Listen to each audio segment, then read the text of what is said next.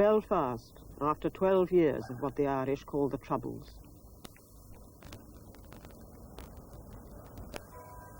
In Northern Ireland, there are two communities with different loyalties. Protestants largely give their allegiance to the United Kingdom. Most Catholics feel that Northern Ireland should be part of a united Ireland.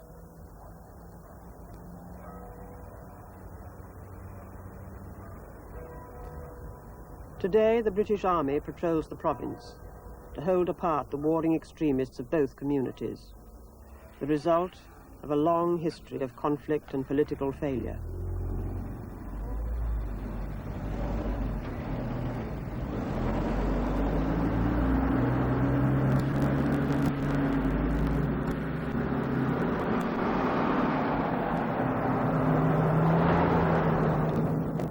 "15 years ago, scenes like these were unimaginable.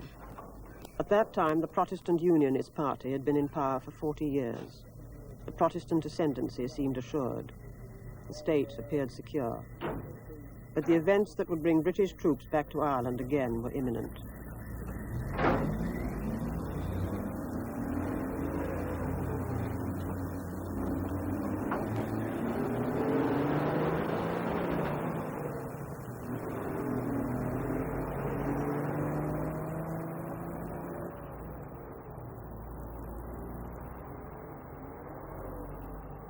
The current phase of the Troubles was about to begin. It would take the form of a Catholic rebellion.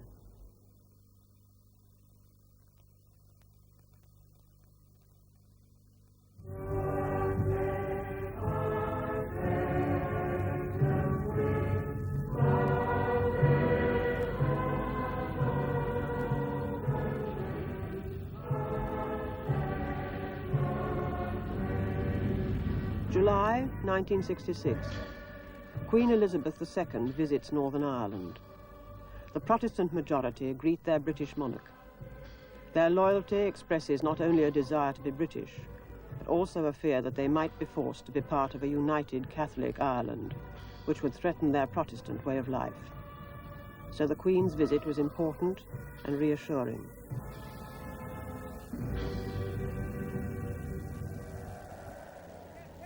Speaking to fellow Orangemen, Northern Ireland's Prime Minister, Captain Terence O'Neill, voiced loyalist feelings. Alone, we would be a small, insignificant body of people lost in the Atlantic and surrounded by enemies. Many Ulstermen have fought in 2 wars to keep the flag of freedom flying around the world. Here in Ulster, the Union Jack is the flag of freedom. And my task, my duty, and my resolve are to keep it hoisted at the top of the mast here in our beloved Ulster. But Northern Ireland was a Protestant state for a Protestant people. As Catholics watched the Protestant Orange marches, they were reminded of their place in society. For 40 years, no Catholic had held important political office in Northern Ireland. Few Catholics had positions of any power within the apparatus of the state.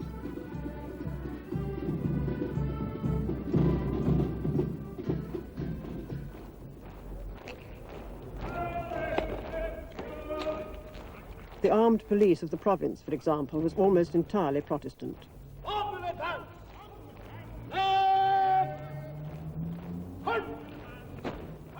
The police reservists, the B Specials, a backup force who kept their weapons at home, were all Protestants.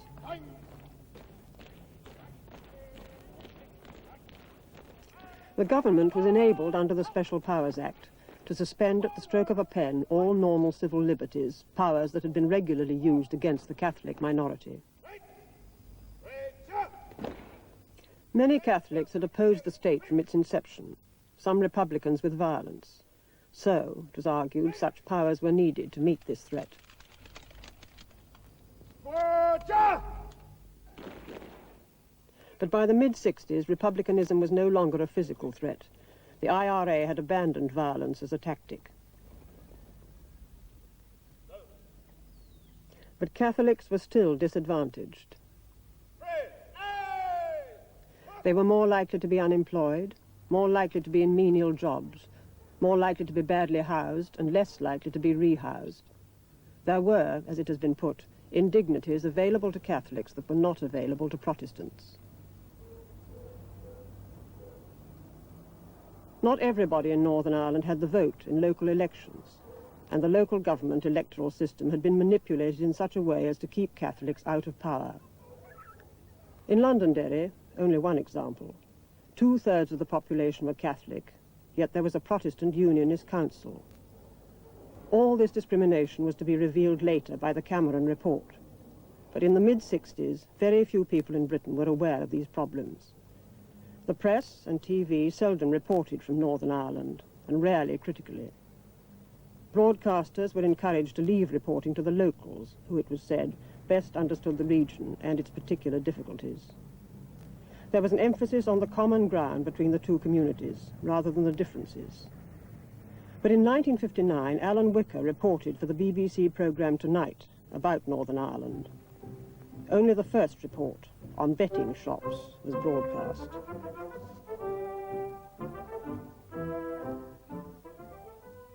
But sufficient was the degree of pressure exercised by the Stormont regime and by public opinion that the rest of the series was banned. And that was in '59, and for many years afterwards, something like 6 or 7, there were no investigative reports made of what was going on in Northern Ireland at all. This week, 7th of July, 1966. As far as can be established, this week was the only national current affairs programme that reported on political affairs in Northern Ireland before 1968.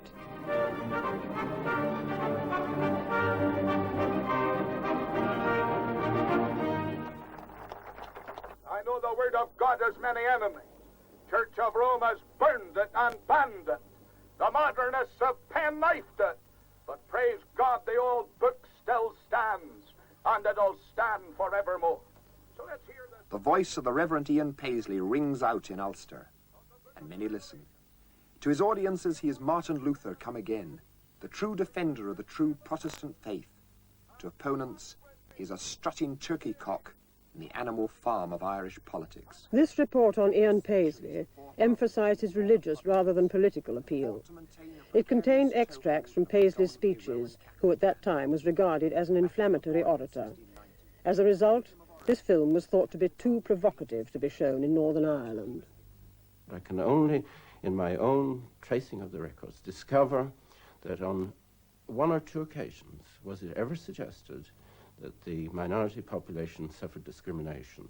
In fact, I would say that the account given of Northern Ireland society in the Cameron Report, which followed the immediate outbreak of the Troubles, was such that as to reveal to the total population elements of a situation which was unknown to many of them. The media was not alone. By the convention of some 40 years, Westminster rarely discussed the province's internal affairs, yet Parliament had the final authority and responsibility for Northern Ireland. Well, it was virtually impossible to raise about 9/10 of the issues. Anything that had been devolved upon the Government of Ireland under the Government of Ireland Act could not be raised on the floor of the House of Commons. And all the things that we really wanted to raise, all the grievances, just could not be raised. The Speaker would immediately rule you out of order. And the only thing I remember very clearly was Hugh de Largy, who was one of the few MPs interested in Northern Ireland, standing up and saying, "Mr. Speaker, what else can we raise except for the question of Harland and Wolff?" The province had serious economic problems. Its main industries, shipbuilding and textiles, were depressed. Unemployment was high. With the economy needing reshaping, it made sense to cooperate with the Dublin government. But Protestants were alarmed when O'Neill invited Sean Lemass, the Irish Prime Minister, to Belfast in 1965. For over 40 years, the South, devoutly Catholic, had been hostile to the North. Its constitution not only laid claim to sovereignty over the North, but also enshrined Catholic theology. Protestant apprehensions increased when the General Assembly of the Presbyterian Church met in Belfast in June 1966 to discuss closer ties with other churches. Some Ulster Protestants, particularly the fundamentalist Free Presbyterian Church, saw in these talks the danger of a Romeward trend and the erosion of Protestant values. Their leader was Ian Paisley. When this Protestant demonstration passed through a Roman Catholic district, Cromac Square, sectarian fighting broke out. Paisley was later charged with illegal assembly.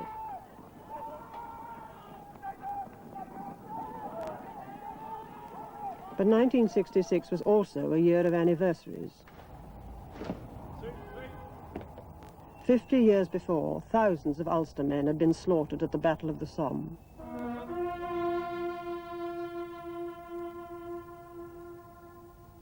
Protestants remember that sacrifice for Britain.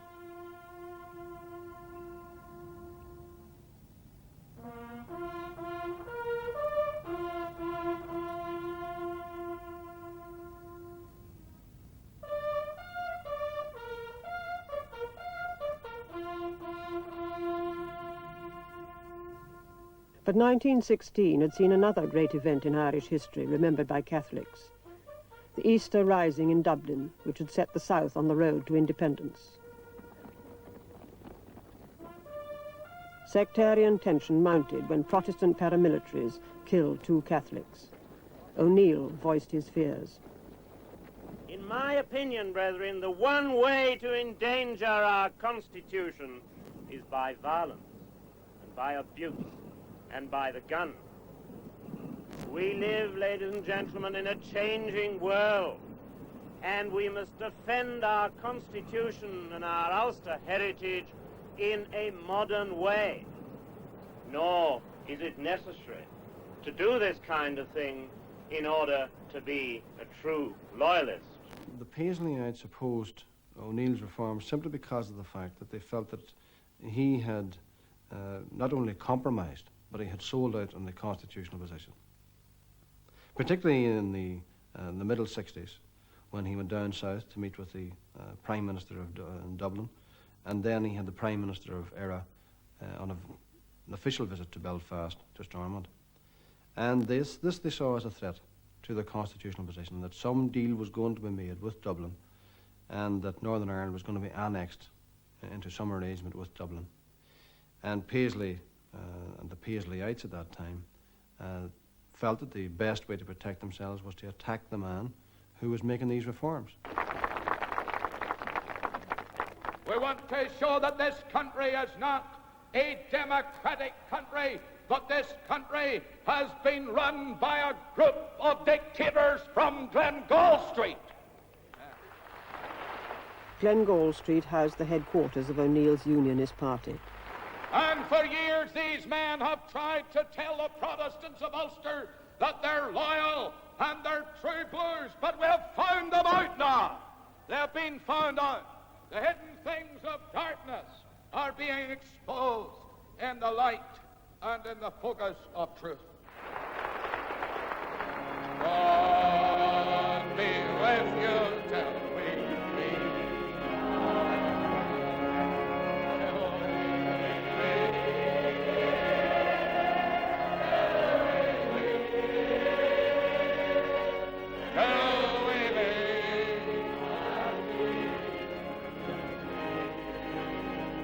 Paisley was about to go to jail, having refused to be bound over for his part in the Cromac Square riot. But there was also disquiet about O'Neill in the inner councils of the Unionist Party.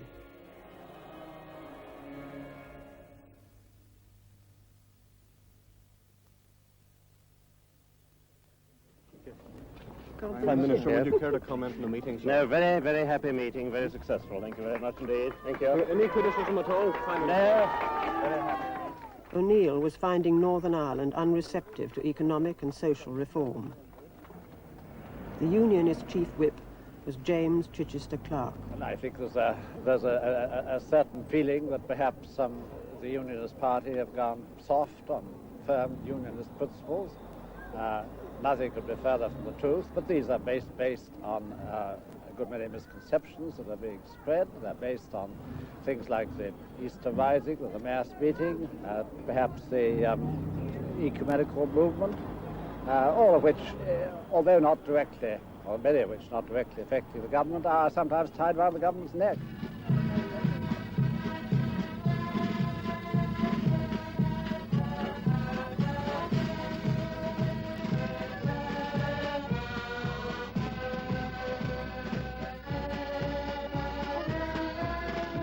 Now, when Protestants marched, they were worried by what O'Neill's liberal attitudes might unleash. Ian Paisley articulated their fears. I'm a free-born Protestant, and all the intimidation, and all the slander, and all the lying about me will not stop me in my campaign in Ulster to keep Ulster out of the south of Ireland.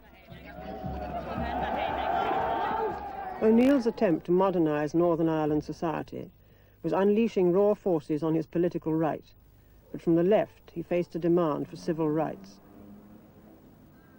During the 60s, there was an increasing number of radical groups of mostly, but not entirely, Catholics campaigning for social justice in the north. By 1968, they'd begun to consider direct action of a kind that was fashionable at the time. In Caledon, County Tyrone, a badly housed Catholic family was squatted here and evicted in front of television cameras. The house had been allocated by the Unionist Council to a young, single Protestant woman. A Catholic nationalist MP who had organised the squat spoke to Ulster Television. Well, I've drawn attention, I might say, highlighted the situation. It's a form of non-violent protest, which I felt was necessary, considering that I'd used every parliamentary strategy possible to remedy this injustice, and I give no assurance that in the future that I will not resort to similar activities in order to highlight the position. Social forces long at work in the Catholic community were about to erupt. The generation of the early 60s was one which had not participated to the same extent in the defeats of previous periods and which had grown up completely within the state. So they weren't as demoralized or defeatist as their parents were. Another factor was the increasing availability of education as a result of the post-war Education Acts and so on, which brought a lot of the Catholic population into secondary education and third-level education for the first time, because previously these had been the prerogative of the rich. A third factor was the rising expectations as a result of the ending of the isolation of Northern Ireland society, with television in particular, opening perspectives of people to other societies. They were no longer living in closed society. They could see that other people in other areas didn't have to put up with what they put up with. One man, one vote! One vote! One man, one vote! The civil rights marches which followed took their inspiration from the black civil rights movement in America. It was a radical time, the year of the student rising in France and worldwide opposition to the Vietnam War.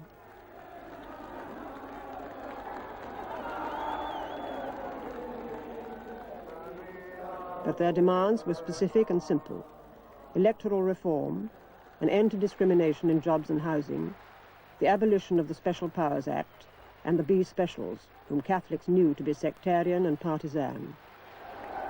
There was a united force of the people marching together in opposition to the lack of democratic rights in Northern Ireland.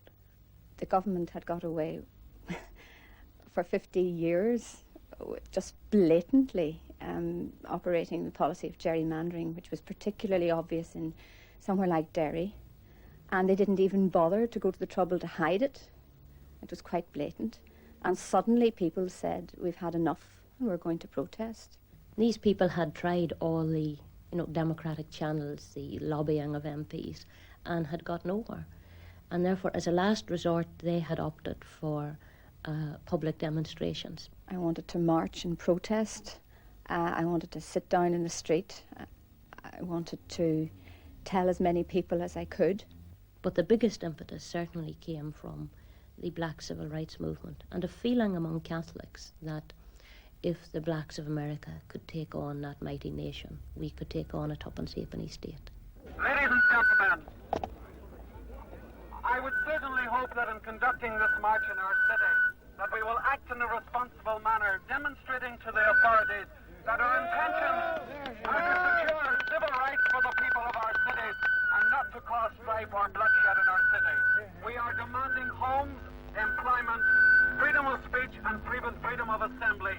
We do not wish bloodshed or violence. The march through the predominantly Catholic city of Derry was not to be allowed through its Protestant centre.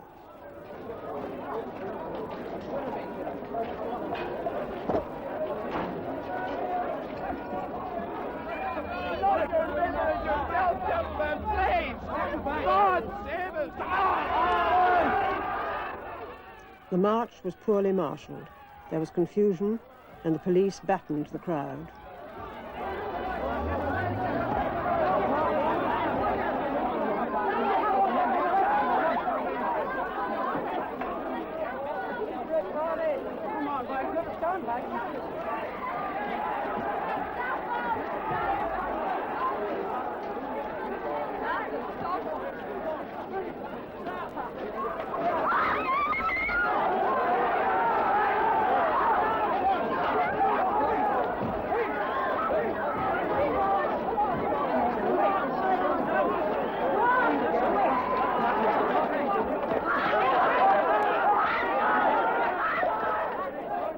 This film, transmitted around the world, brought the Northern Ireland question back into the headlines.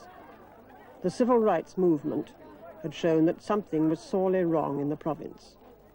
They made the judgment that there was no possibility of reform through the Northern Ireland system, and that therefore they should go to Westminster, which had overall authority and which, with the Labour government, seemed more open to persuasion. And also that they should try to secure publicity for their aims on the new media which were available, like television, and publicity not just in Northern Ireland or just in the rest of Ireland or Britain, but also internationally to put pressure from outside upon the British. I think that it would be fair to say that many Protestants in those days supported the call of the cry of the civil rights. But what happened was the civil rights movement was taken over by the Republican element, and then in particular by the IRA, which later became the Provisional IRA. And I think that once the Protestants saw the civil rights being taken over by the Republican element, that any sympathy they may have had for the civil rights was quickly eroded. Among other demonstrations organised in response to events in Derry, Belfast students, mostly Catholic, were marching from Queen's University to City Hall. Strategically placed along their route was a loyalist counter-demonstration organised by Paisley. The police halted the civil rights march. Paisley's demonstration continued. We will not have this part of the city desecrated by Republicans. Those that have cursed our flag, have cursed our Queen and our art to destroy our country. And I want to say that we are determined as ever to resist the Republicans from Queen's University. Effectively blocked by the police and Paisley, the students sat down. Disorder like this was becoming a feature of the province's life.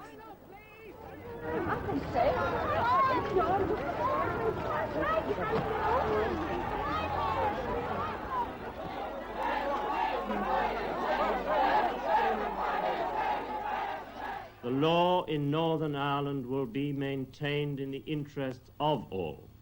We cannot and will not allow it to be flouted, nor will we permit others to take it into their own hands.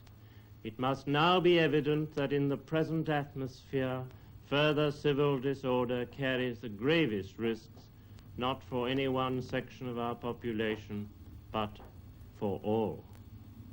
No cause other than the cause of anarchy will be served by further riot and commotion in our streets. O'Neill later made concessions to the civil rights movement. This further disturbed Protestants. O'Neill was becoming isolated. But for Catholics, it was too little, too late.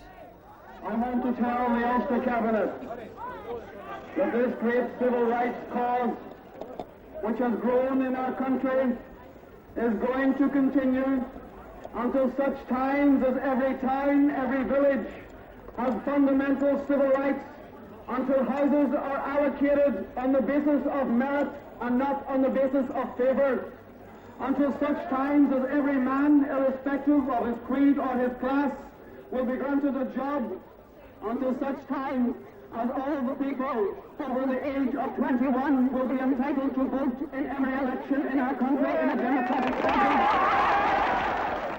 I felt it was just one of these periodical upsurges. It definitely was anti-government. It definitely was anti-British. They were shouting about the inhumanities that were being done to the Catholics, and something this was happening to Catholics. The Catholics couldn't get jobs, the Catholics couldn't get houses. But in the same token, I was a Protestant, and I couldn't get these things. The whole community was reacting, almost as one person, to what we regarded as a very, very serious threat towards our way of life. They just emphasised Catholic everything. I think that's what happened mainly to the Protestants as well when they saw this, most of the Protestants, that it was not a movement for civil rights, it was a movement for civil rights for Catholics and nobody else.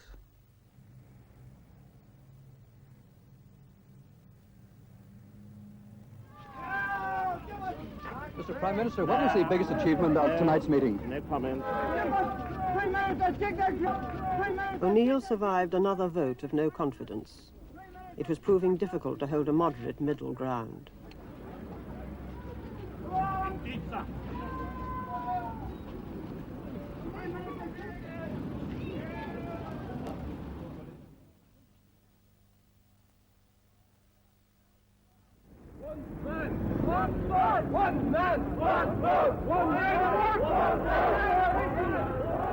The marchers intended to go through Protestant areas. In a country where both Protestant and Catholic are acutely aware of their territory, this was a defiant act. The march was blocked by Paisleyite demonstrators, harassed by Protestant vigilantes, and continually rerouted by the police. We've had some difficulties along the route, and there are certain towns we've been prevented from going through. We don't like that, but we feel that that demonstrates the fact that in Northern Ireland we have a situation like the southern states of America, where you do not have the basic democratic liberty of free procession.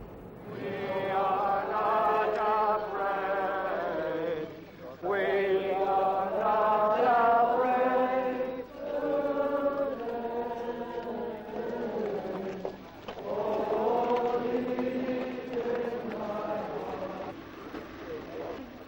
On the fourth day, the march was stopped near Derry.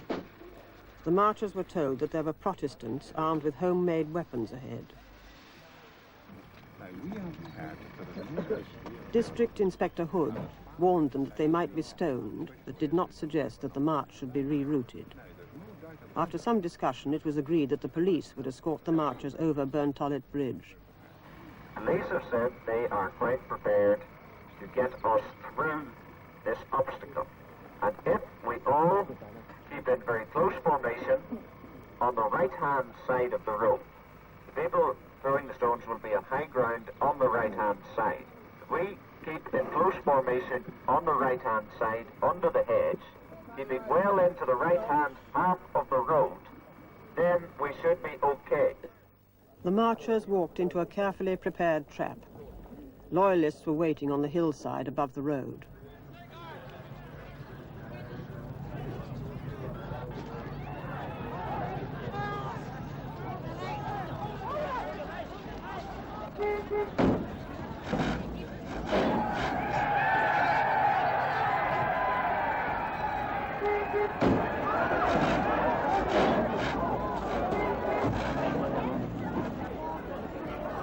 Many of the attackers were off-duty B specials.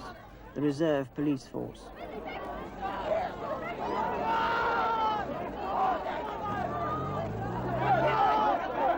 Police protection had been inadequate. By the mere fact that they were going marching through loyalist areas, this in itself was provocation, as far as many Protestants saw it. And they reacted, where you had your Burntollet and the Waterside fracas and this type of thing. And basically it was because of the fact that the Protestant population feared this Republican threat and feared this Marxist threat. And this is the only way in which they could react against it. The state was utterly sectarian, and that it was important to demonstrate the depth of the sectarian reality of the state to outside opinion. And that, I think, was the basic strategy behind the Burntollet March, where it was known that the march would meet resistance. But the point was to demonstrate that it was not possible to march from between the two major cities of Northern Ireland without being attacked by loyalist thugs, and to put to the test the state, to put to the test the state's forces. The march had made its point. Its rapturous welcome by Derry Catholics illustrated how it had further polarised the two communities. The authority of moderates in Northern Ireland was further undermined. That night, the police went into the Bogside, the Catholic district of Derry, and, to quote a government report, were guilty of assault and battery, malicious damage, and the use of provocative, sectarian and political slogans. Northern Ireland was at the point of no return. The 11th of January 1969. This civil rights march was scheduled to pass through the centre of Newry. Last night, the local committee, on your behalf, made a decision. That decision was that they would not accept any reroute on this march. They would not accept this unjust and tyrannical ban imposed by the discredited Unionist government. It is our view that we cannot go forward and accept any reroutes. The parade will not be permitted to turn left at this point. Order! Order! I would now appeal to you all to be sensible in this matter and to continue a peaceful parade along the route which has been laid down. The civil rights movement up to now has followed a policy of non-violence. Now, are we going to let down the decent people of this country? No! There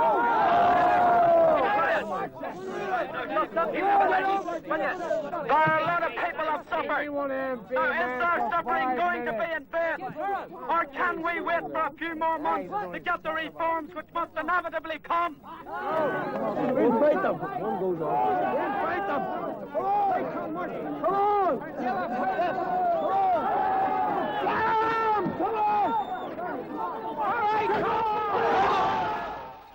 As the stewards lost control, Catholic demonstrators were for the first time violent.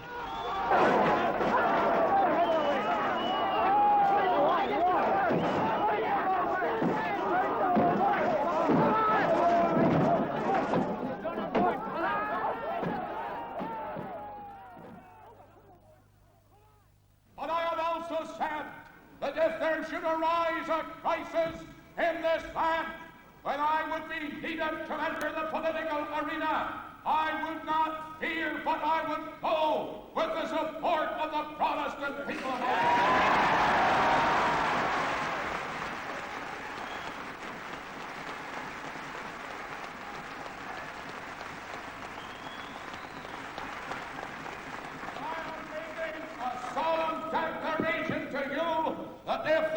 Election in the near future in Ulster, whether in prison or out of prison, I'm going to fight O'Neill and Vance. Paisley was now emerging as a major Protestant politician.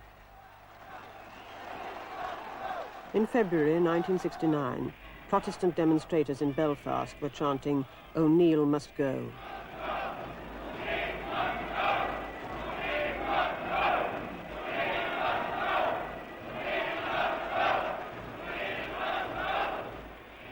Then in March and April, there were bomb attacks against water and electricity installations. It was assumed to be the responsibility of the IRA. Actually, they'd been perpetrated by Protestant extremists. However, these incidents raised old fears and anxieties about the IRA. As water was taken from standpipes, O'Neill was blamed for the degenerating situation and the rebirth of the IRA.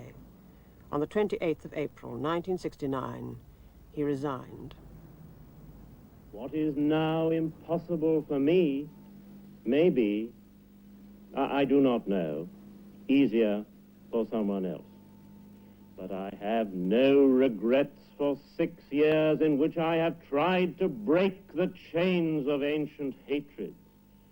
I have been unable to realize during my period of office all that I had sought to achieve. Whether now it can be achieved in my lifetime, I do not know. The Unionist Party meets to elect a new leader who would automatically become Prime Minister. Gentlemen, as Chief Whip of the Unionist Party and as There were two candidates. James Chichester Clark, thought to be more moderate than his rival, Brian Faulkner. Major J.D. Chichester Clark, 17 votes. Mr. Brian Faulkner, 16. Chichester Clark was related to O'Neill.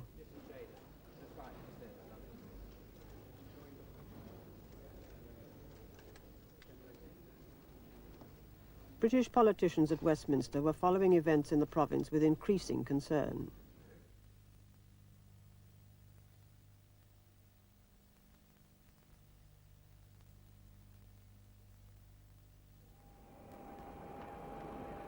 Traditional Protestant summer marches were likely to spark off trouble.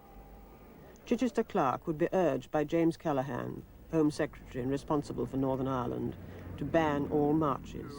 Banning these marches, which seem to cause so much trouble in Northern Ireland? One judges each occasion on its merits and tries to act sensibly and with discretion and responsibility as the situation arises.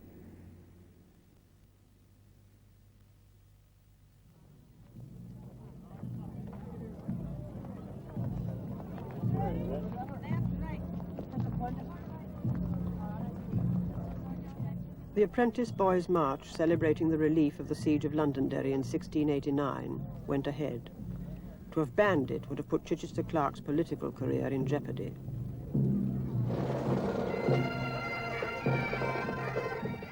"15,000 Protestants marched that day in a city of only 50,000 people, the majority Catholic.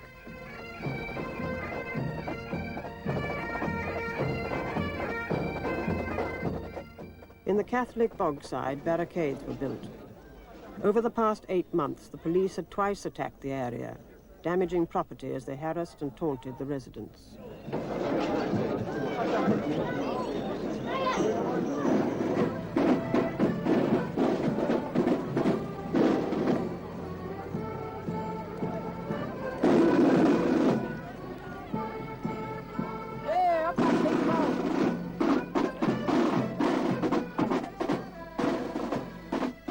The pomp and strut of the march was met with Catholic jibes.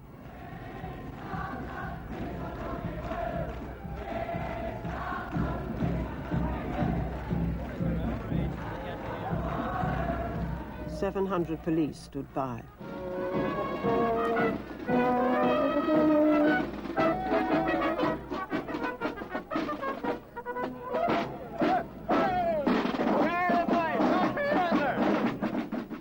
During the afternoon, Catholic youth stoned the march as it passed the Bogside.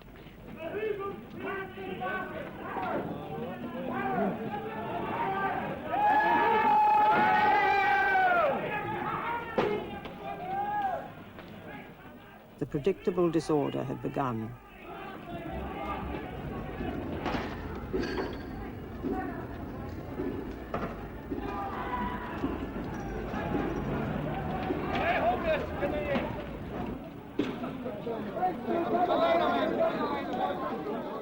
To no avail, moderates on both sides tried to defuse the situation.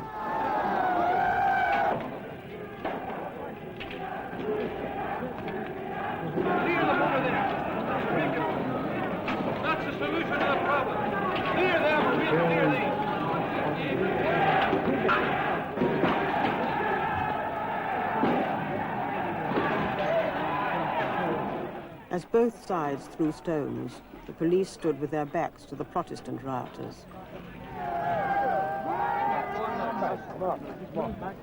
Move back, please. Move back to the footpath. Oh, but I belong to Jerry and I know that, friend. I know that. At the same time, these men here have to keep their backs to you and watch them. You're not helping them. So it appealed to you to go way back. The police feared that if the Catholics broke out of the Bogside, they would attack Protestant areas. The Catholics were afraid of what the police might do if they got into the Bogside.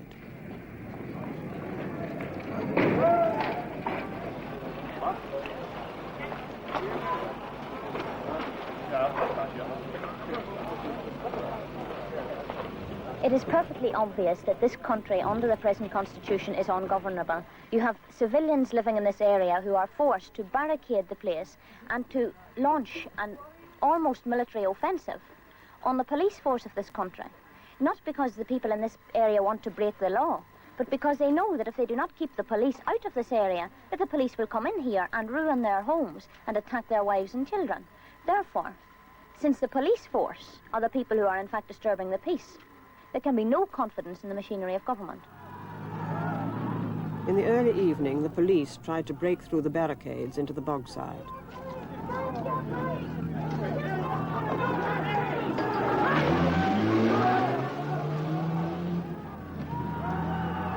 What had begun as an incident between police and a handful of youths had become a pitched battle.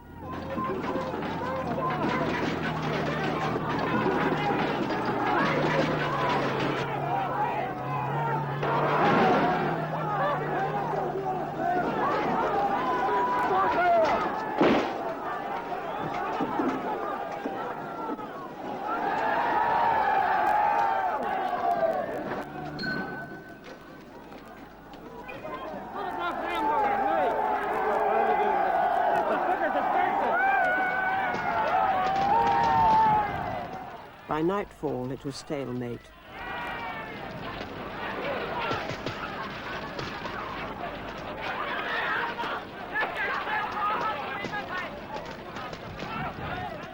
Petrol bombs from Catholic youths were being answered by CS gas from the police. It was the first time CS gas had been used in the United Kingdom. On the evening of the second day, Chichester Clark went on television. The irresponsible should know this. The law must and will be maintained. We have already said that we will not shrink from any necessary measure, however firm or however unpalatable. To that end, we are now acting to strengthen the hand of the forces of law and order. We will also use the special constabulary to the full, not for riot or crowd control, but to relieve the regular police of other duties. The mobilization of the 8,500 B specials inflamed the Catholic population. Somebody tries to throw that, the top will come out and the petrol will go all over his back. That's why we've had people turned down there. So get the cork in very, very tight, as tight as you can.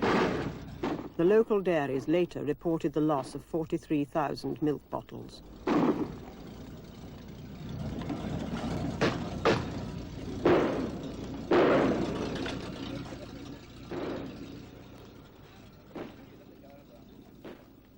That afternoon, with the RUC exhausted, Chichester Clark asked for troops to be sent in.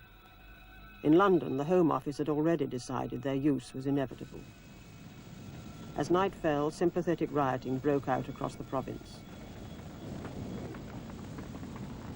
One prominent Catholic leader at that time, a political leader, who called on the people of Belfast, the Catholic population of Belfast, to come out onto the streets to relieve the people of Derry.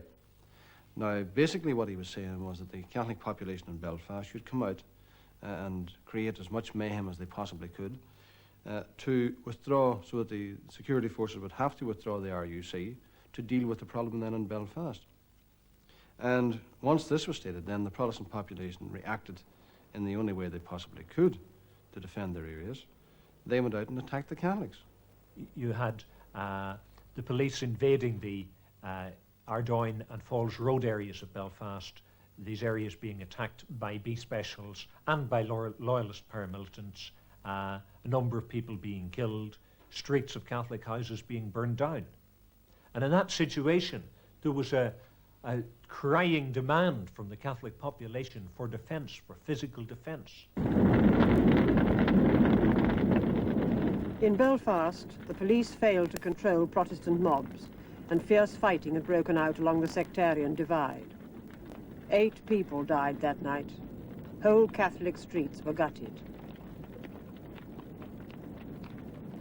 In the morning, Belfast Catholics were filmed abandoning their houses. 1,500 Catholics had lost their homes. I would say that I don't think actually the IRA went on the offensive. The people went on the offensive.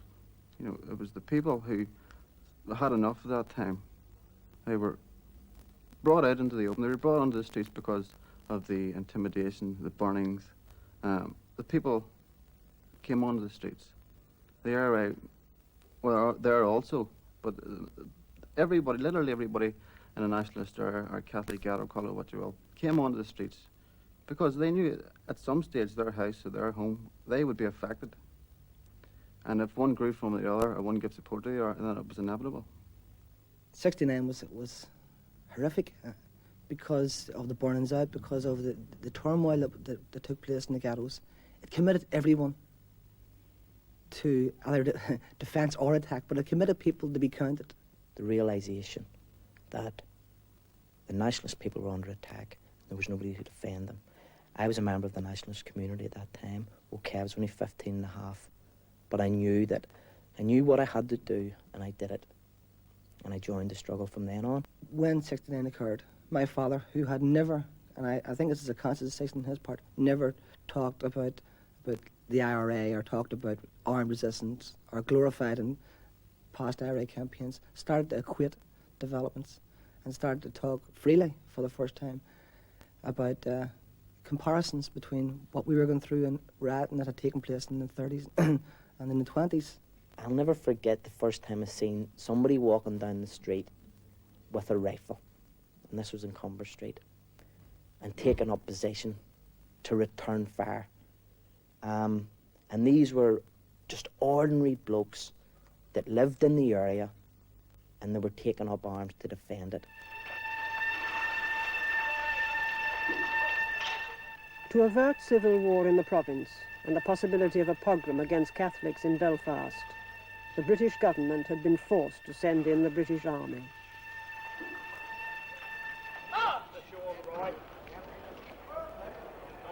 With the army now on the streets, the British government would have to concern itself more directly with the politics of Northern Ireland.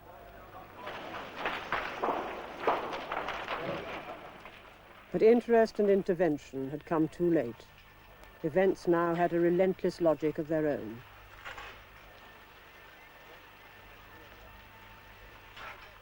In the ghettos of scarred and gutted streets that the army now patrolled, the IRA had begun to reorganize. The prospect of armed Republicans produced an inevitable reaction amongst militant Protestants. You felt the whole tension, all over the Holy Ulster, where you lived and all, you know what I mean? There was a very thin atmosphere, cold atmosphere and everything. And then you start to realise, well, something's happened here now, like, because they're not just throwing stones and all now, they're using guns. I know it's hard for a Protestant to say, but I think it was really the Protestants that brought forward the upsurge of the Provost at that time by the actions it took. I don't disagree with the actions because it was the only thing we could do in those days, but there's nothing else we could do. We could either just sit back and let the civil rights trample us down, and I, for one, was never willing to do that. I felt that what I'd been brought up to believe and was being taken away from me, what my parents had worked hard for to build up a home and a decent family, was all suddenly going to be taken off them. And it took them 30 years to build our home and family up, and somebody was just going to come in and take it off them. Well, I said to myself, this isn't on. We knew something like this was going to happen. Not to the scale it did happen, but it was going to come out. And we expected it. But it hardened the case in my part to really then fight fire with fire. And the only way then to get rid of civil rights, IRA, the lot, was to wipe them off the face of the earth. And this was the basic attitude of Mariana had to start. Protestants from Spring Martin Estate formed up 300 yards away across waste ground behind Union Jacks. The tension increased. Troops were moved up further along the road towards the Catholic crowds. A man who tried to make a lone dash towards the Protestants was hauled back by friends. The present phase of the Troubles, the longest in Ireland's history, had begun. After an earlier confrontation down the end, which looked at the time like a kind of civil rights clash we knew from years ago. A few minutes later, the first exploded. The Army have said throughout the day that they hope to use minimum force, but 3 hours after the procession began, this has ended up as dusk comes onto the bogside. It's the worst ever confrontation between the Army and Craighan and Bogside. Twice before, the Army has successfully defused bombs, but today the terrorists managed to hit a primary target. First among the causes, the Commission puts the growing sense of injustice and grievance among Catholics over inadequate housing and unfair allocation of houses by some local authorities. Other points cover complaints of anti-Catholic discrimination in local government appointments, resentment at the continuance of the Special Powers Act, and the existence of the B Specials as a partisan force recruited exclusively.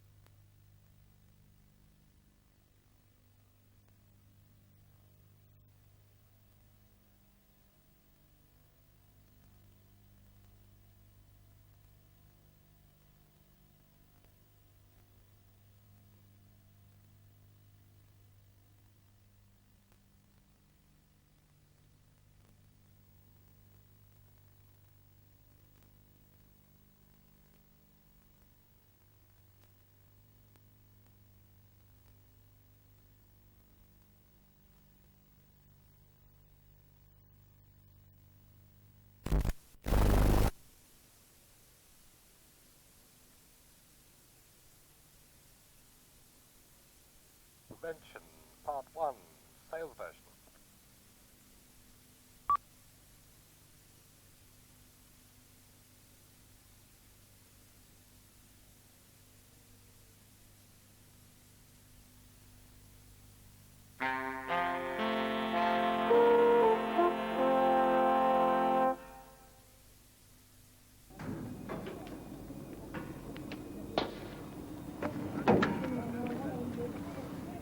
Londonderry, second city of Northern Ireland.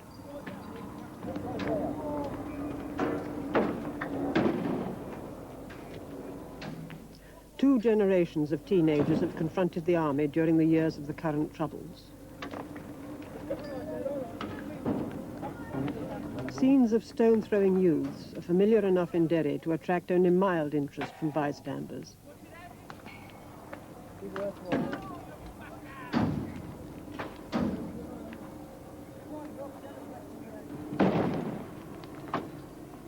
In the early 70s, confrontations like these were regular enough to become known as the Saturday matinee.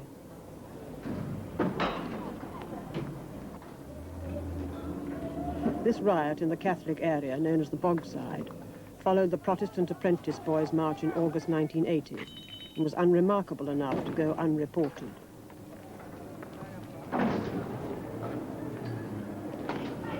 The Apprentice Boys' March is usually followed by a Catholic riot.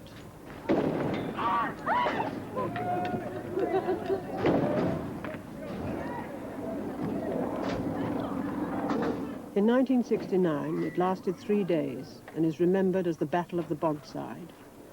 It was the climax of the Troubles that year and led directly to the intervention of the British government and army.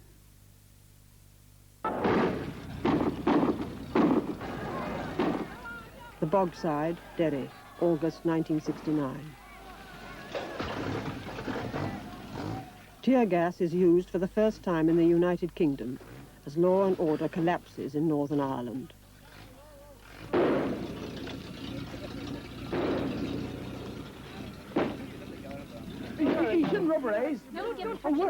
Catholics, in a minority of 1 to 2 in the province, had finally rebelled against a Protestant state that had exploited and neglected them.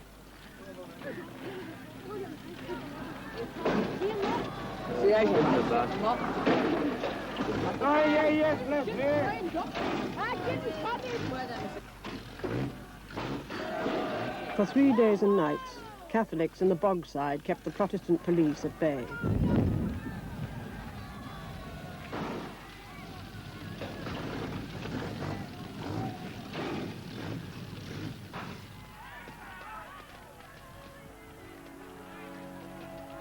On the third night, rioting spread across the province, bringing it to the precipice of civil war.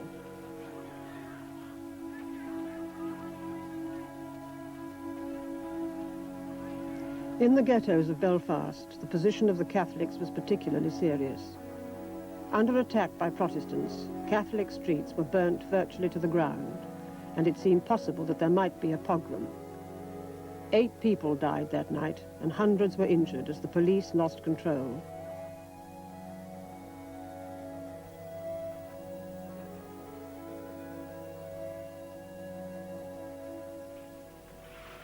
The morning saw Catholics fleeing the sectarian divide, and after the rioting had subsided, 1,500 Catholics and 300 Protestants had lost their homes.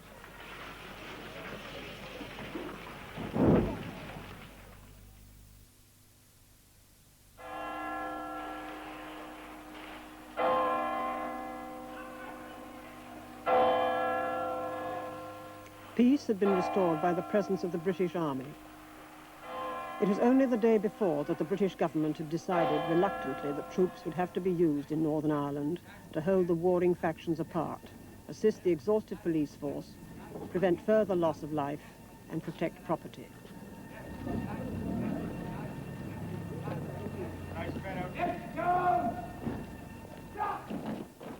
Ministers were aware of the problems of committing the army to the streets of the province, but the alternative was civil war.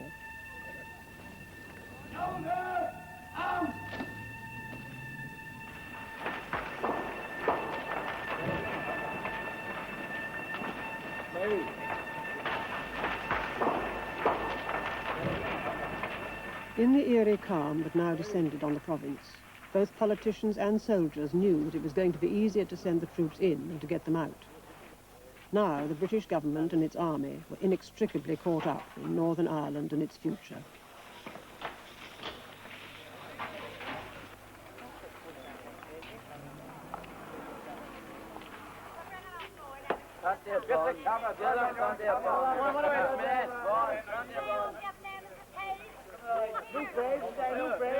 The people of Belfast, particularly the Catholics, welcomed the army. They brought an end to the burnings and killings. But armies are not constabularies, and soldiers are not policemen, nor are they a substitute for cogent political policies. No one knew this better than the army. The honeymoon period cannot, I do not think, continue forever, obviously. We're perhaps at the peak now, where everybody's smiling and swapping cups of tea and all this sort of business and cracking jokes. But unless there is a solution or some hope for the future, and this is where the politicians have got to come in, the soldiers are not going to be welcomed on the streets for forever and ever. The Home Secretary, James Callaghan, visited the troubled province on the 27th of August, 1969. For 45 years, British politicians had ignored Northern Ireland. It was the business of a Home Office department which also regulated London taxicabs in British summertime. No senior civil servant in Whitehall had worked full-time on Northern Ireland. Well, you must have got thousands of pictures of us by now. We're not as handsome as all that. If we were Richard Burton and Elizabeth Taylor, it'd be different. Come on.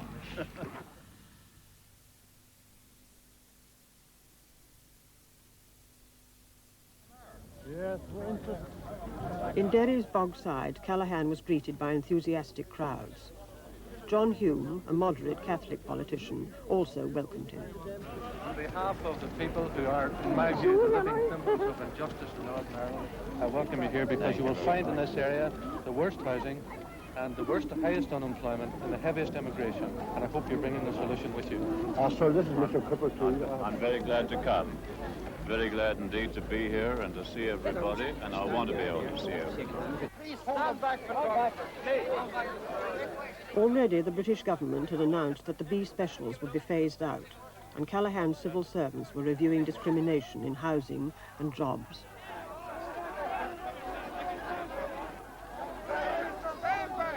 Caught in the crowd, he was forced to address the Bogsiders from an upstairs window. I was told yesterday that I was welcome because I am neutral. I replied, I am not neutral. I am on the side of those, whoever they may be, and in whatever community they live, who are deprived of justice and of freedom.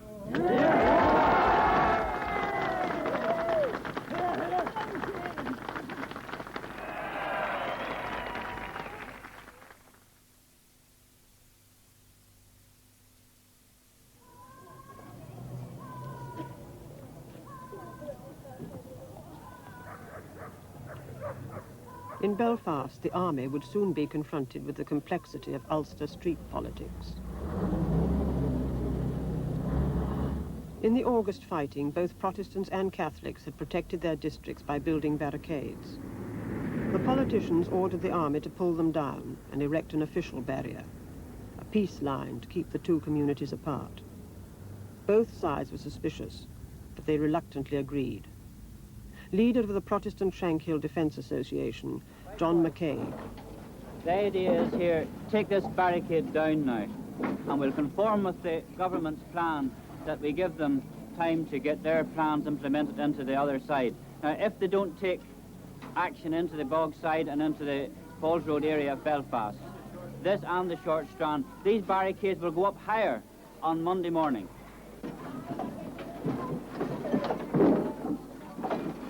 Meanwhile, across the city, the army was having difficulty in Dover Street, one half of which was Catholic, the other Protestant. We've had a hold-up for some reason. They're just saying about it now. Hey, he wants up. Yes. Who's saying who? General Freeland saw for himself the subtleties of the sectarian geography of Belfast. Was it materials or, No, sir, we got- or exactly where to put it? Exactly where to put it, I think so. Yes. Can I speak? Can I speak? Can I speak? Of course you can, everybody. Well, we live in Beverly Street. Oh, yeah. This is Beverly Street down here. What's they putting a barrier here for? And that street there, either. And us land, yes. I think we better leave it to whoever's arranging it. Yeah, well, the way to see about it. There's a way to City Hall to see about it. Oh, have they? They've gone now, have they? Oh, yeah. That's good. We want to try and get everybody to agree where to put it. Yes, but this was arranged in the City Hall, sir, where the barrier was going. Was it? Between the councils. Well, they're the people who've got to say where to put it, because we don't know. Yes, you see, they have already said where to put it, and that is the wrong place. I see. And I have tried to tell them all I see. morning. Oh, I see. Well, they probably don't quite know. We'll sort it out.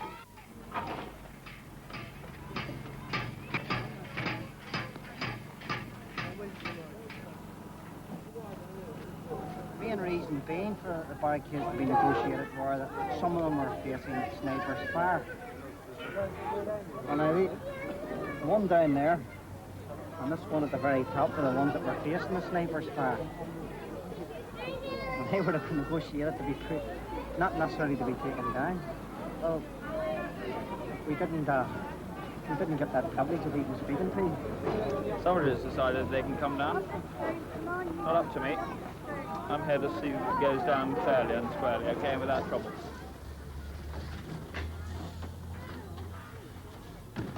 Only if the army was seen to be fair in a climate of political progress would it continue to be regarded as impartial.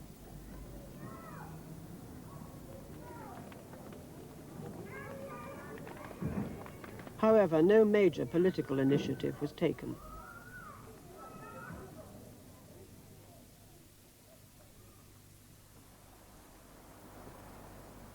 The use of the B Specials, the Protestant police reserve, had inflamed the rioting of the summer. Now they were obliged to surrender the arms they'd kept at home to a central armory. This worried Protestants, who regarded the B Specials as their protectors against militant Republicans.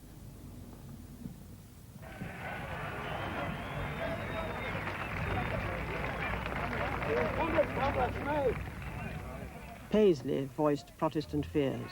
The government will find that they will not be able to jackboot the Protestants any longer into the ground.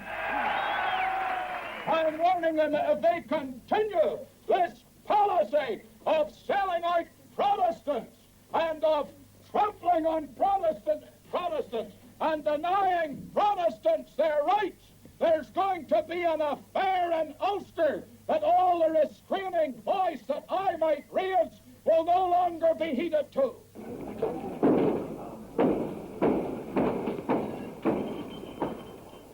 On the day after a government report had recommended the abolition of the B Specials, Protestants rioted in the Shankill Road and confronted the army.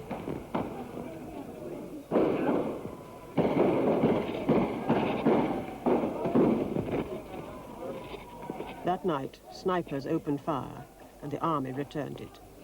The rules are extremely clear, and every soldier knows this, too, that if a person is shooting at us and our lives are in danger, and we can identify the person who's actually shooting at us, then we may return that fire with one round, and we shoot to kill.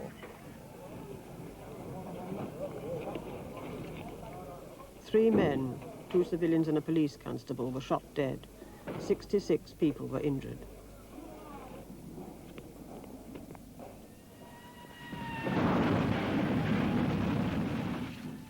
The following night, the army drove into the Shankill Road and searched the area for arms.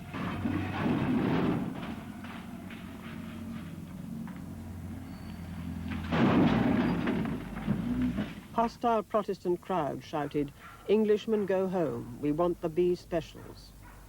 They felt betrayed by the Westminster government. The next few months were relatively quiet, but as the army patrolled the winter streets, resentment began to grow in the Catholic ghettos across the city. A series of arms searches began this process of disaffection with the army. The IRA, dormant since 1962, was reorganizing. A split in the movement led to the emergence of the Provisional IRA, committed to the use of force.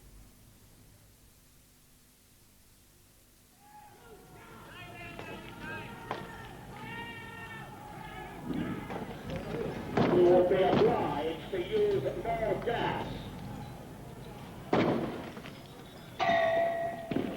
A Protestant march had provoked a riot in the Catholic estate of Ballymurphy.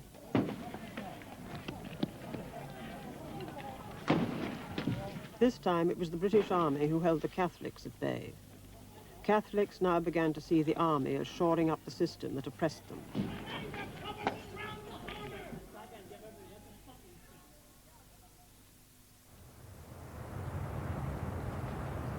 The Provisionals' bombs were directed at commercial targets in the centres of Belfast and Derry. By forcing the army to protect the city centres, they hoped to deflect them from the Catholic ghettos where the Provisional organisation was developing. Protestants were incensed by the campaign, since their businesses were its main target. By the end of June, there had been 54 bomb explosions, not all of them the responsibility of the Provisionals. No one had been killed.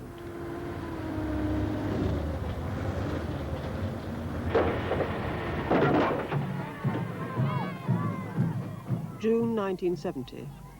Despite army advice, Chichester Clerk again allowed the round of summer marches. This one, commemorating the Protestant sacrifice for Britain at the Battle of the Somme, passed by Catholic areas.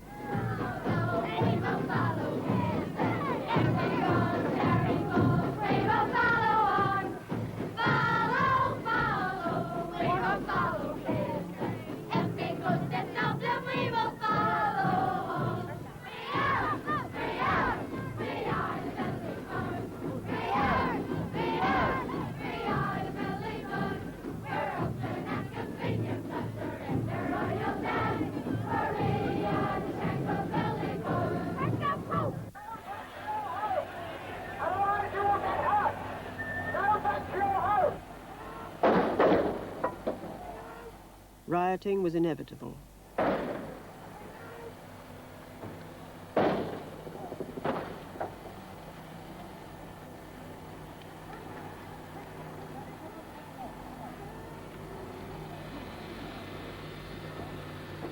Disorder spread across the city.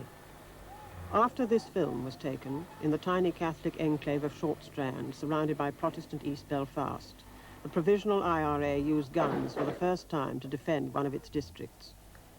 In the middle of these disturbances, the worst for a year, Reginald Maudling, Home Secretary, arrived in Belfast. First of all, I think there is an impression in some quarters that the change of government in Westminster would mean a change of policy towards Northern Ireland. This, I may assure you, is not so. There is no change of policy towards Northern Ireland. It's our intention to support the Northern Ireland government in the programme which they have set in hand. In fact, the Conservatives, who'd just been elected to office, embarked on a policy of coercion. Powers were taken that made a 6-month sentence mandatory for rioting, and the army was ordered to get tougher. Maudling clearly found the situation confusing and difficult. After all, as Home Secretary, he had other things on his mind.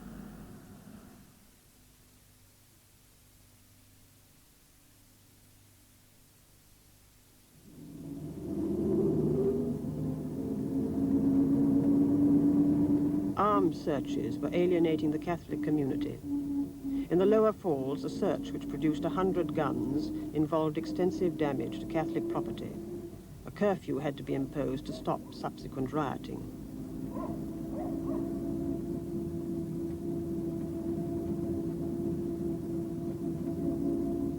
Bread and milk had not been freely allowed into the area during the curfew.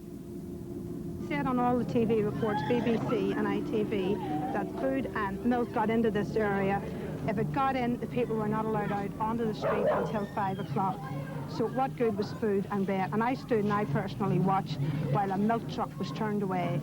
And I stood with, I must have been about 50 mothers, wives, crying, begging to get in to see their family, and a truckload of Scottish troops come out past us, and one beside the driver made the finger sign at us while we were standing there. Our children had no food, trying to get in to see what had happened to our families. Have you noticed? It hasn't happened according to the papers tonight. It's all a big dream. All we hear is about the impartiality of the Great British Army. The Catholic community was outraged. Recruitment into the IRA soared. Shoot up, Craig. Come on, shoot up. Take a photo of it. Shoot up, Craig. Come on. Dave, my phone fucking got you. Shoot up, Craig. I go back. Go home. Go home. Go home now. You only trust you. Go home now, Craig. Take it easy. Get down my fucking knees. Take it easy. Come on. Break it up. The authorities faced the classical problem of guerrilla war. How to neutralize guerrilla armies without alienating the community from which they spring. We're not trying to excite the situation at all, honestly. What I would like is to make sure that everybody, doesn't crowd round and create a crowd, because we don't want any trouble tonight, obviously. 36 hours without milk. You black and tan bastards.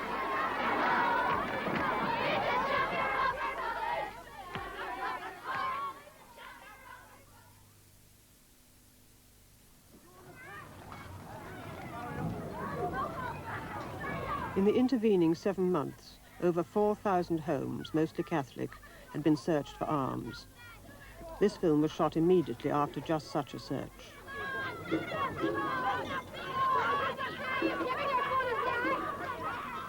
sticking your foot down. Oh, look, Craig, there's one way cameras on them bastards, and them's one way fell.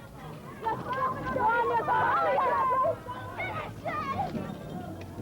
on, you dirty rotten bastard, you cunty! Fucking go ahead! Fucking shoot me! Go ahead! Fucking shoot me, you bastard! Go ahead!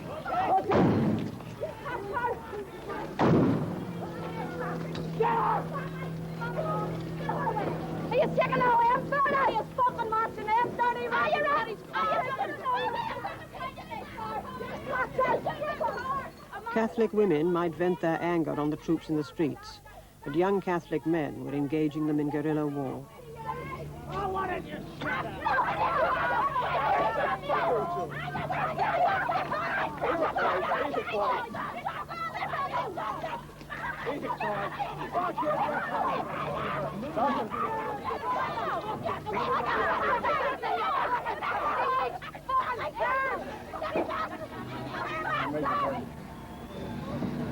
Watch your back!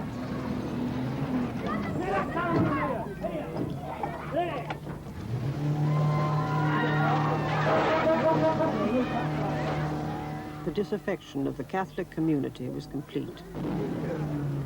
When they come again, and again when they come out.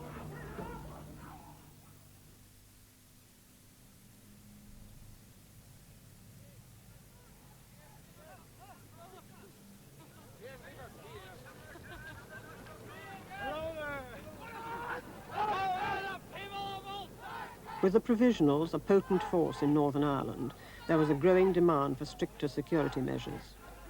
Outside Stormont, the Northern Ireland Parliament, Protestants demanded imprisonment without trial, internment of those suspected of being members of the Provisional IRA.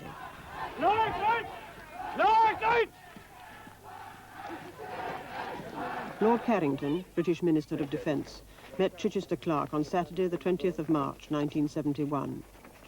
In line with British government policy, he would commit only a few more troops to Northern Ireland and refuse to tighten security further. Chichester Clark, like O'Neill before him, had been unable to placate the Catholic community and was now unable to extract from the British sufficient to hold his cabinet together. At a cabinet meeting later that day, he resigned. Unionist politicians thought that the man capable of delivering a strong security policy was Brian Faulkner, who succeeded him a few days later. The kernel of our immediate problems in Ulster is the law and order situation. Here, we don't need new principles. What we need are practical results on the ground. Practical results in the elimination of terrorism, in the elimination of sabotage, and in the ending of riots and disorder. The rule of law will operate in all parts of Northern Ireland so that the security which goes with the rule of law can be enjoyed quite literally by all our citizens. Along with his firm law and order policy, Faulkner made overtures to the new moderate Catholic party, the SDLP. An accommodation seemed possible. Then the British Army shot dead 2 Catholics during a riot in Derry.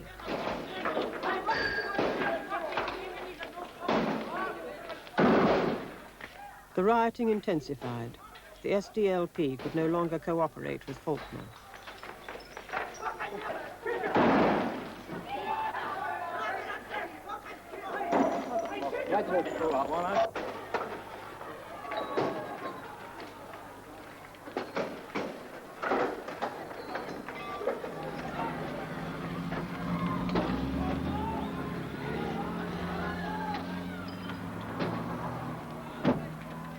Civil commotion continued. The provisional bombing campaign was escalating. 220 bombs resulted in 6 deaths in the first 6 months of 1971 alone, and provisional snipers were now shooting British soldiers. Faulkner determined to be firm.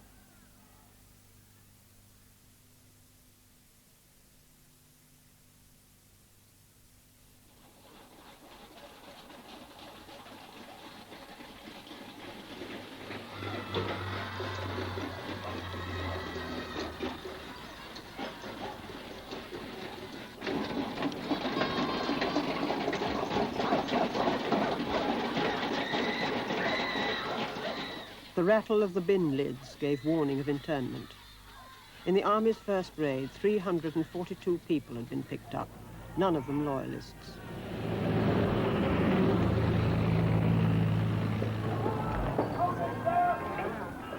At 11:15 that morning, Faulkner, Home Secretary as well as Prime Minister, held a press conference.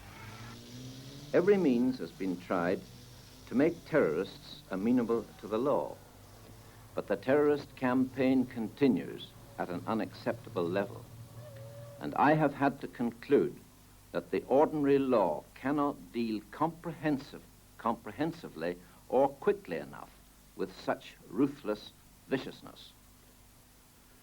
I have therefore decided, after weighing all the relevant considerations, including the views of the security authorities, and after consultation with Her Majesty's government in the United Kingdom last Thursday, to exercise, where necessary, the powers of detention and internment vested in me as Minister of Home Affairs.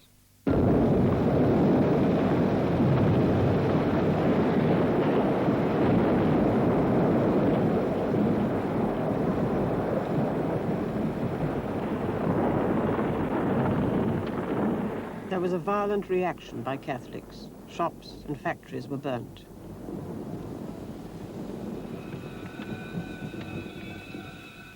Riots in Derry, Newry, Strabane, Armagh, as well as Belfast, went on for 4 days and left 22 dead.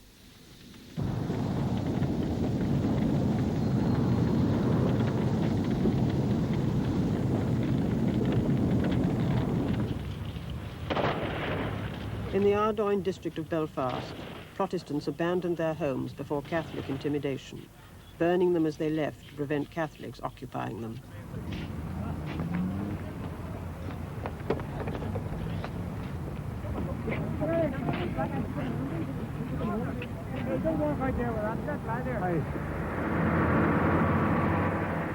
Over 200 houses were gutted as families fled.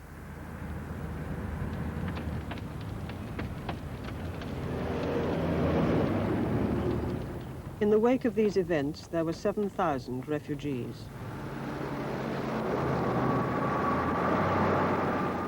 It had been the worst spate of violence since 1969. Faulkner, needing to placate Unionists, had to be seen to be firm. Internment had been under consideration for some time as an alternative to a full-scale military offensive against the Provisionals. Its successful use in the late 50s convinced Faulkner that it would be effective. 1,500 people were interned. 2/3 of them had been released by the end of the year.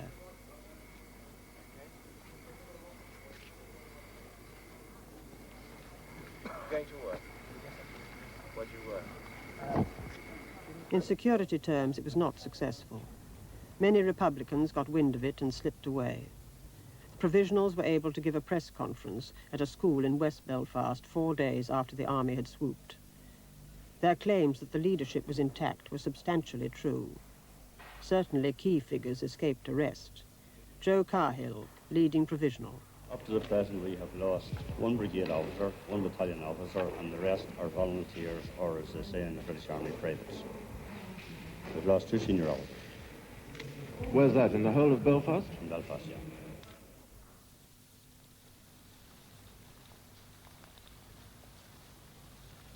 The army, who had opposed internment on the grounds that they were not well enough informed to pick up the right people, put a brave face on it. Well, I don't know that I go so far as to say completely beaten, but they've taken a tremendous knock.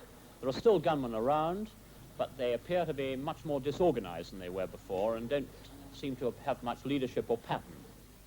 Again, punitive measures against the Provisionals had resulted in massive Catholic alienation from the army and government.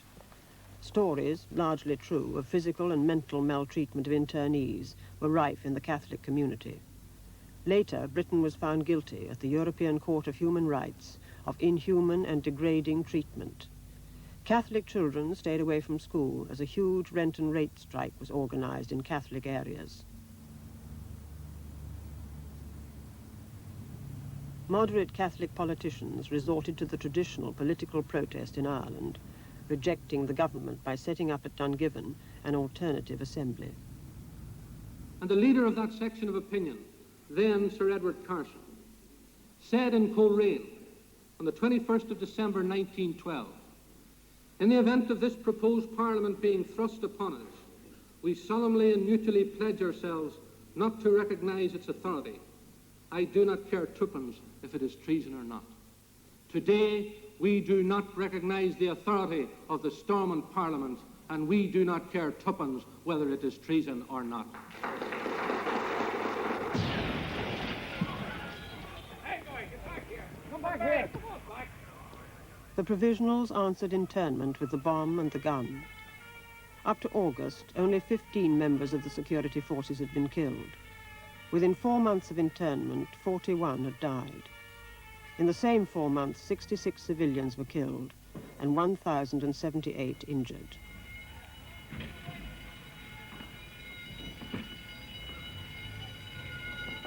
Warnings were usually given, but some bombs were ill-timed, some warnings inadequate, some bombings unclaimed. The campaign was designed to inflict maximum damage on the commercial life of the province. The need to guard the city centres stretched the security forces. It also gave the provisionals a breathing space. One particularly devastating technique was the car bomb. A demonstration that internment had not defeated the provisionals. Media coverage of these spectacular explosions brought them wide attention.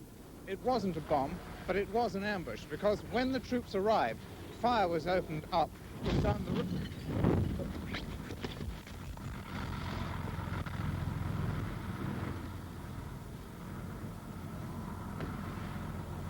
Man hurt that.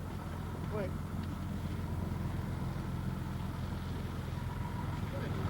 Over there, look, over there, over there. Ambulance! Get the ambulance there! Hold on, over. First aid kit! Come on. First aid kit!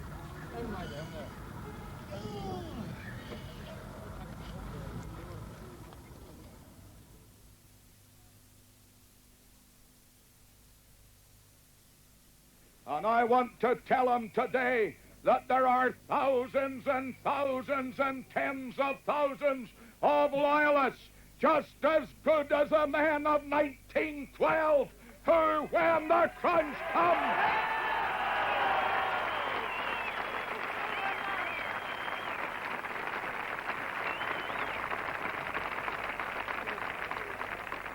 will show Mr. Lynch and his fellow travelers the Humes and the Currys and the Devlins, male and female.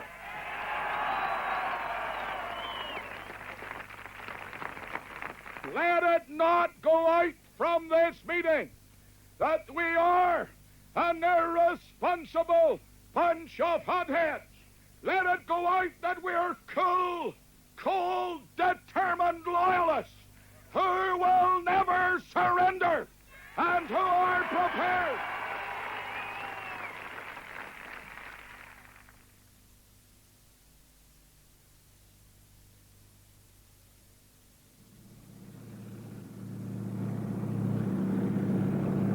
On a winter Saturday, civil rights activists marched along the seashore to McGilligan Camp near Derry, where many local internees were held.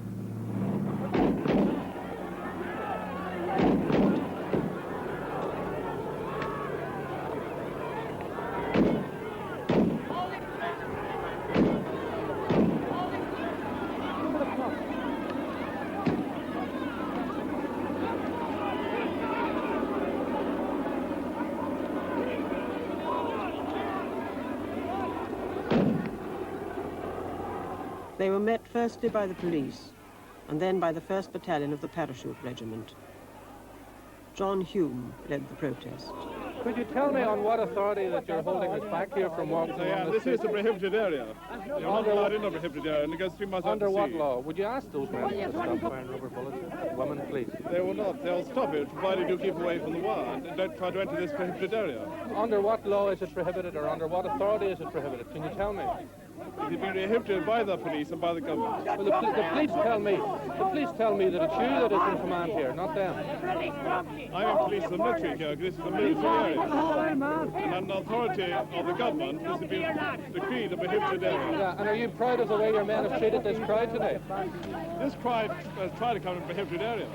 You, as a member of parliament, will try to stop them. And you shot them with rubber bullets and gas. The crowd was marching over there. The leaders were going to speak to you. Before we even got there, you opened fire. That's right. Fire was opened after it came through the wire. No, it was not. No, it was not. Fire was opened as the crowd was coming across the beach. Mr. Hume, I'm not here to enter an argument with you. No, I'm not here. I left. but I wouldn't be very proud of the conduct of your men today. They're a crowd of people, and they're totally unarmed people, as you can see for yourself. If you lead all people away, then we'll go away too. Yeah, but we want to march in there. Why not? It doesn't belong to you. It doesn't belong to you. You can't prohibit it. You're prohibited by your government. Whose government? The government of Northern Ireland. Not our government. And that's why you're here, because it's not our government.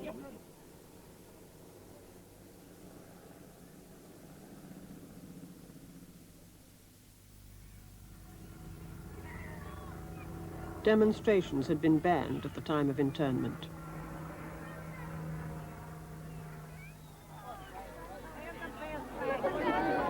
But on Sunday, the 30th of January, several thousand people in Derry marched towards the city centre.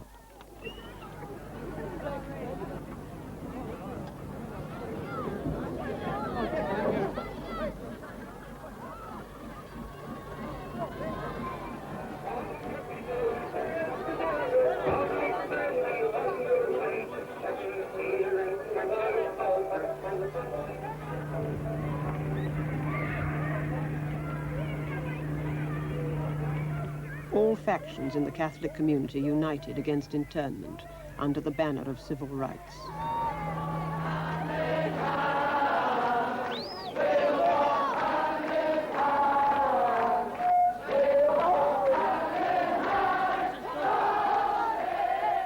The army and police decided not to stop the march for fear of violence, but to contain it within the Bogside.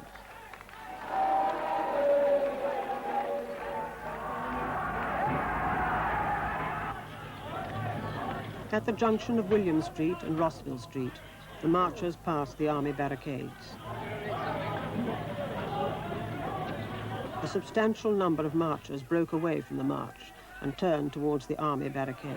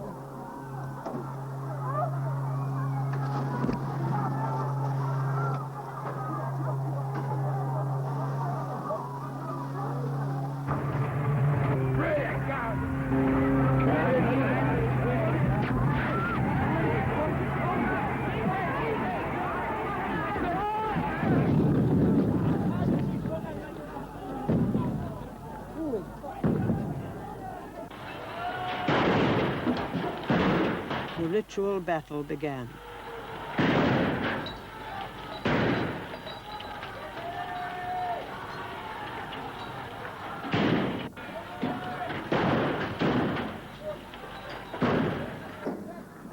Then the crowds fell back before the CS gas. Come here,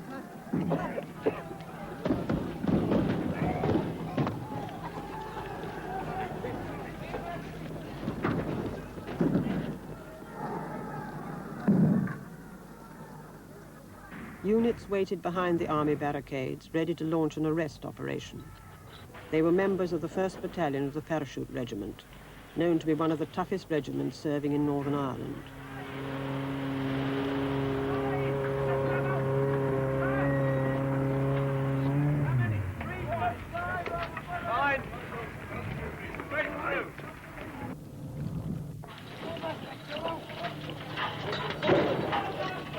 Just before 4 o'clock, they were ordered in.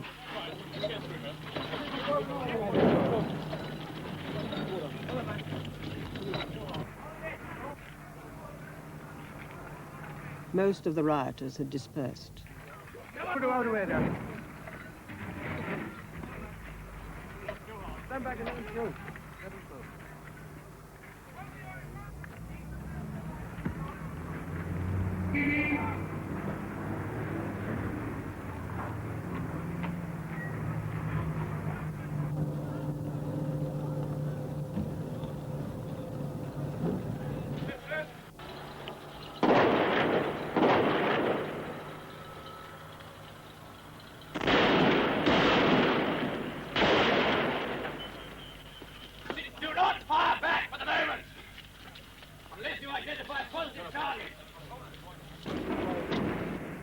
Shooting had begun when a soldier opened fire on an alleged nail bomber.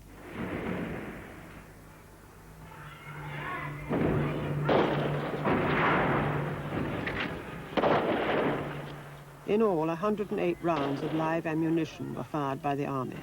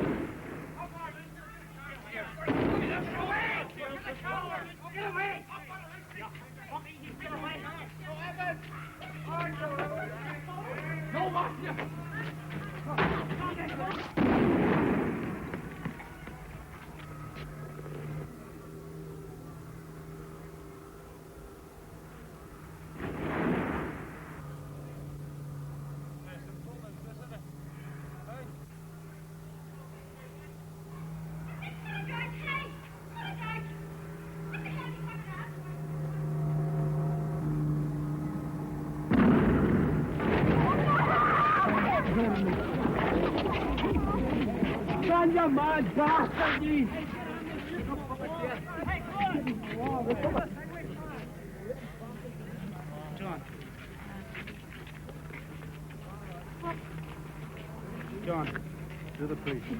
Sorry.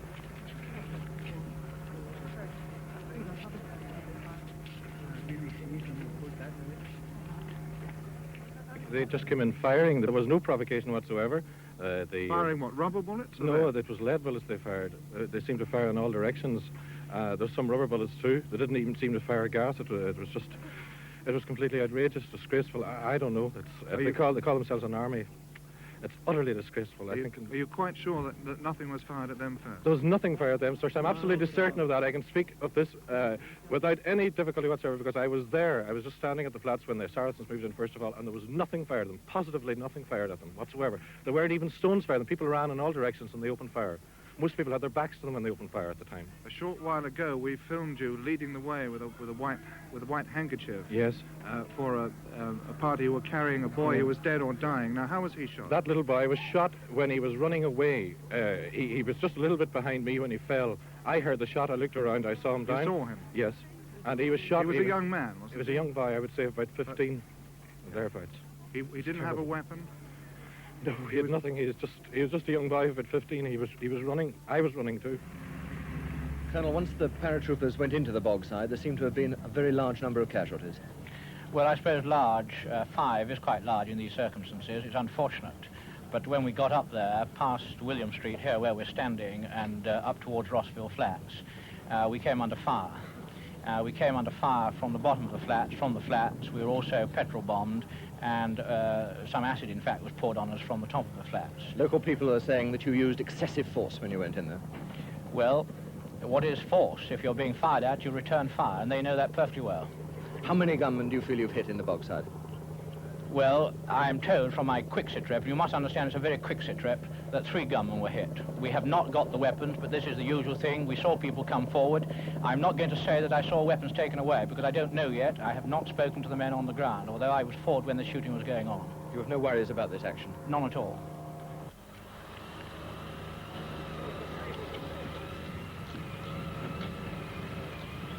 "13 Catholic men, 7 in their teens, had been shot dead by the army.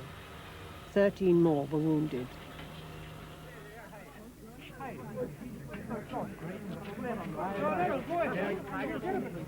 What really happened that day remains contentious. A government inquiry concluded, none of the deceased or wounded is proved to have been shot whilst handling a firearm or bomb, but added, there is a strong suspicion that some others had been firing weapons or handling bombs. The Londonderry coroner differed. The army ran amok that day, he said. It was sheer unadulterated murder. Nearly all the dead were shot in the back.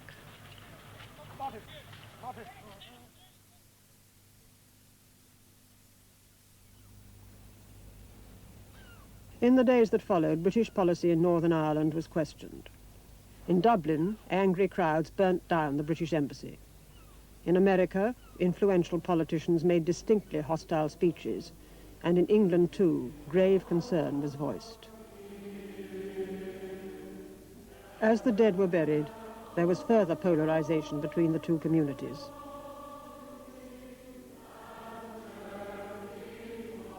Nationalists, rejecting British rule and its agent, the army, felt a grief mixed with rage.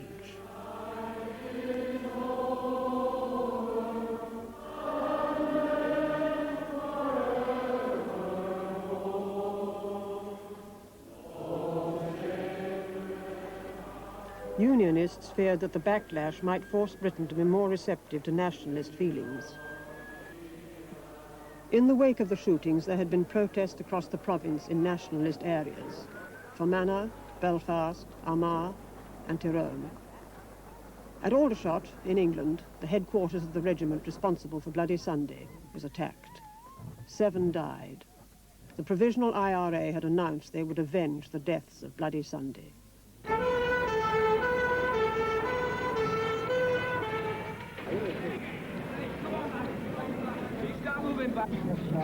Over the next 3 months, there were 381 bombs, 56 deaths. 27 members of the security forces were killed. Republican violence escalated.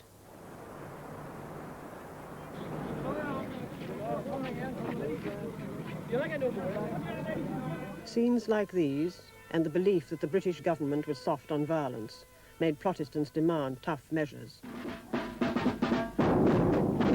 A new loyalist organization sprang up, Ulster Vanguard.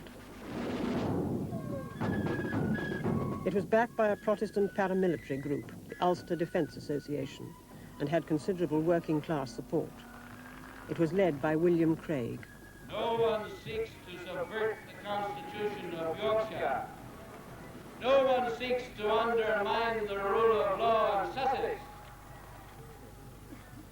But there are ruthless, wicked people who have consistently for 50 years and more sought to do those very things in Ulster. British troops policed the streets in a polarized society. The government at Westminster considered its options. In Vanguard, it faced determined loyalism. From the Provisionals operating from within an alienated Catholic community, an effective guerrilla war. The British could no longer afford to let things drift. The Northern Ireland Prime Minister, Brian Faulkner, went to Downing Street. The British Prime Minister, Edward Heath, told him that the Northern Ireland government could no longer be responsible for law and order. This proved unacceptable to Faulkner. I told him that it would be widely construed as an acceptance of totally baseless criticism of our stewardship, that it would be seen by the IRA and others as a first and major step on the road to a terrorist victory, and that it would leave the government of Northern Ireland bereft of any real influence and authority by removing the most fundamental power of any government. With Faulkner's resignation, Edward Heath introduced direct rule. The Northern Ireland Parliament was suspended. Now the province would be ruled from Westminster. 50 years of unionist Protestant government was at an end. 3 days later, Protestants strike and demonstrate in Belfast. The Provisionals, it seemed to them, had bombed their parliament out of existence. Shouldn't be allowed. Why not? Put the later the gunmen and the bombers. Violence, and Heath gives in to it. We've kept quiet, we've done what we're told, and that's what we get. So what do you think's going to happen now? I'll give you it in 2 I will words. tell you, mate. Take a look at all these men. You're all right, Country, you'll know what the civil disobedience is. 190,000 Protestants were involved in the protest strike against the introduction of direct rule. Stormont, so long Protestant security against a united Ireland, had fallen. But this massive demonstration clearly signalled that Protestants still had the will to defend traditional unionism. The army's intervention in Northern Ireland had, without political progress, proved disastrous. Now London had full responsibility for the Northern Ireland question.